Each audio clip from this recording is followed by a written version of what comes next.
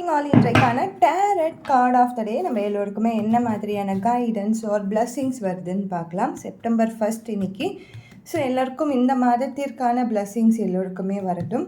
அதே மாதிரி இன்றைக்கான கார்டு என்ன வந்திருக்கு அப்படின்னு நம்ம பார்த்தோன்னா, ஸோ இது வந்து நம்மளுக்கு 6 ஆஃப் பென்டக்கல். இந்த பிஸ்னஸ் பண்ணக்கூடிய ஒரு கார்டு இது. ஏதோ ஒரு தொழில் நடக்கும், ஏதோ ஒரு வேலை அங்கே நடக்கும். நின்று போன வேலையாக இருக்கட்டும், ஏதோ ஒன்று நம்ம வாழ்க்கையில் வந்து இது பண்ண மாட்டேன் அப்படின்னு சொல்லி ஸ்டாப் பண்ணி வச்சுருப்பீங்கள்ல, அதெல்லாம் கண்டிப்பாக நடக்கும். ரொம்ப நாளாக இதை நான் பண்ணணும்னு நினச்சிட்டே இருக்கேன், என்னால் பண்ணவே முடியலன்னு சொல்லி சில வேலைகள் இருக்கும், அதை நீங்கள் பண்ணுவீங்க.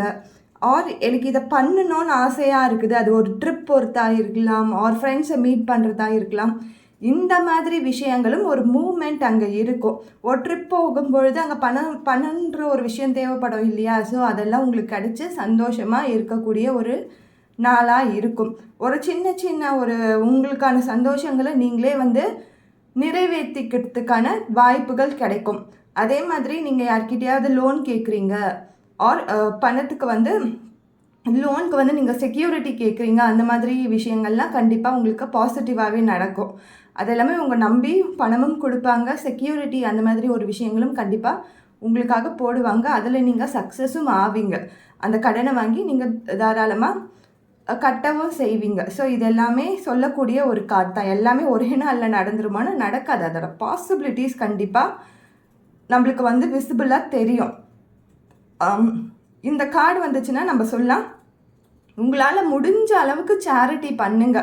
அது 1 ரூபாவும் இருந்தாலும் சரி தான், 10 ரூபாவும் இருந்தாலும் சரி தான். சேரிட்டி அப்படின்ற ஒரு விஷயத்தை மட்டும் மறந்துடாதீங்க. நம்மளுக்கு தெரியாத மனிதர்களுக்கு யாருக்கு உதவி தேவைப்படுதோ அவங்களுக்கு மட்டும் பண்ணுங்க. அந்த சேரிட்டி உங்களால் முடிஞ்சதாக இருக்கணும்.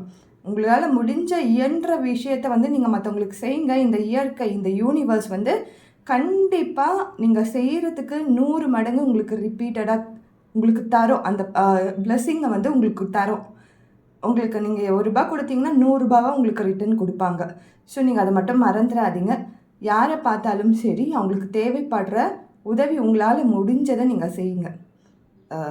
இந்த லா கண்டிப்பாக அப்ளை ஆகும். Thank you so much.